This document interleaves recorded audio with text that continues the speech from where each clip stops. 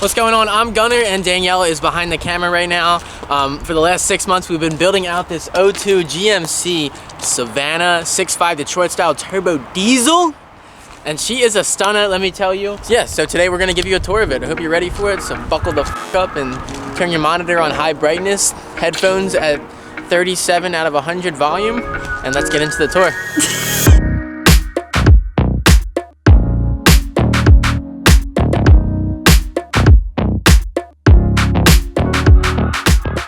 We're gonna start with the outside of the bus. There's not too many features, so I'm just gonna run through it quickly. Me and my team at Gross Builds, we installed this light bar as well as a side light and a backup light for when we're backing up the car. Also hard to see, but if you come with me, you can slightly see that there's 400 watts of solar on top. Why did you take me to the back for this? Let's go.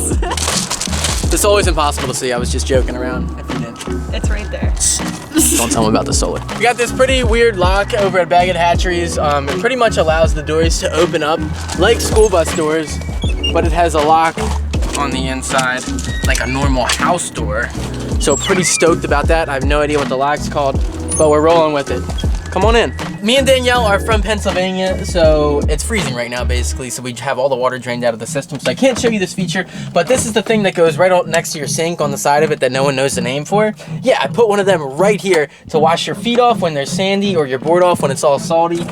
Surfboard, that is. Moving into the front cab of the bus, I laid all this nice paneling up here, wood paneling. It's probably some type of wood that I have no idea what the name of it is.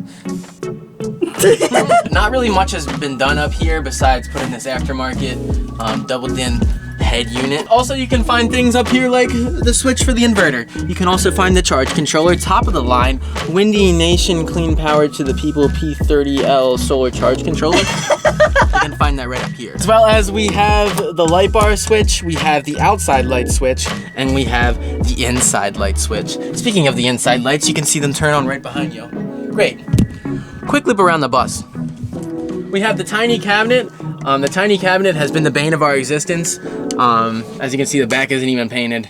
But this is where all of just like small miscellaneous storage is gonna be. And then right under the tiny cabinet, we have our pride and joy, its counterpart, the pull-out pantry. This is big enough for a cereal box. This is the size of a can. It fits 3 deep cans. This is where all the kitchen utensils are gonna go.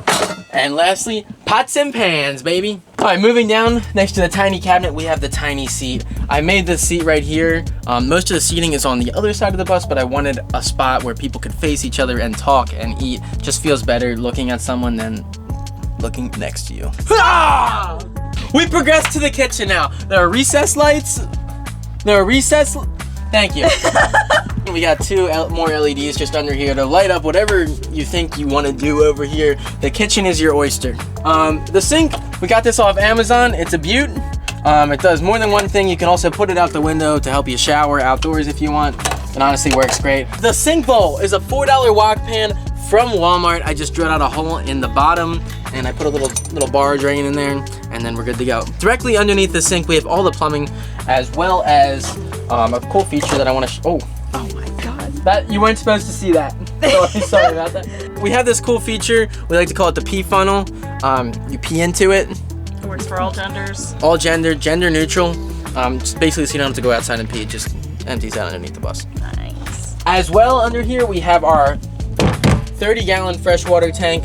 This thing will be more than enough for us. We've had no problem with the 25 for a long time we've been using. So we put a 30 in here just to get those 5 extra gallons. Maybe have a 30-second longer shower, you know? This butcher block, I forgot to mention, is from Texas Roadhouse. It was their bread table. It's where they cut all the bread and made all the bread. My sister worked there. She said they were throwing it out. We took it, basically. And we made it perfect size. Honestly, this looks great. I love how it has this little backboard thing here.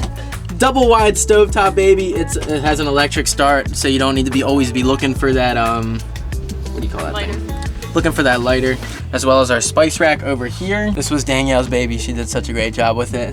Thank you, Danielle. Killed it. The upper cabinets here were upcycled from a place called Construction Junction in Pittsburgh. It's basically like a Goodwill for home appliances. Great spot. Toiletries in this one. And this one is all your kitchen essentials. We even got our secret weapon. This is how we make food good. The the air fryer, baby. Underneath the kitchen, we have the absolute powerhouse of a fridge. Dual zone freezer fridge. From Iceco. From Iceco. Yeah. Not much to say about this, honestly. It speaks for itself. It's great, it's gonna be great, and it's gonna continue to be great. Alright, the closet is absolutely gorgeous. We have every clothing article that I could possibly need. Self-explanatory. Oh, also we're gonna put a mirror right here. Underneath the closet, this is where the propane hides, as well as our diesel heater. This diesel heater is a beast. If you have a Mr. Buddy heater, I highly recommend reconsidering and getting a diesel heater. I feel like people just need to know that. We were super hyped up on the Mr. Buddy thing, and it ended up being so many other better options. AKA 1. I can actually take the camera for this part. This is my big storage. I left a little sliver here so I can put things like cleaning supplies, the Jackery panels, camping chairs are gonna go in here, canopies are gonna go in here, snowboards are gonna go in here, that type of stuff. I have some more of that beautiful board up front that kind of covers the back area here, all the insulation back here. And the speaker. And the speaker. Of course, Danielle, thank you. Honestly, this is my favorite part of the entire bus build. This is my desk area. This is where we're gonna be doing all my editing and stuff. It was really important for me to have a good station where I can just freaking grind on something and not like feel cluttered, just have a space to myself. And this is what I made. We found this. This was a coffee table sitting on the side of the road. Turned it into the desk and ended up working out really well. I mounted this extra screen here, like I said, just to make it as comfy as possible. And then above the desk, we have just extra storage. This is all drone stuff. And there's some tools and stuff in here now, but it's eventually gonna be like all computer related stuff, editing related stuff. Great. Beautiful. Moving over to this next section, we have a couch by day and a bed by night. This is where we're gonna be sleeping. It's 4-inch memory foam and it's hella comfy. Underneath me is where all the electrical stuff sit, as well as some extra storage. It's very hard to get to. I'm gonna try to show it to you real fast here. And here's the electrical, just pulls up and we got 250 amp hours of AGM batteries, as well as a 1500 watt inverter for all my 120 volt, 110 volt appliances. I guess like the last segment of the build on this right side is what we call the junk drawer. This is where all like the miscellaneous stuff go. Sunglasses, water, speaker.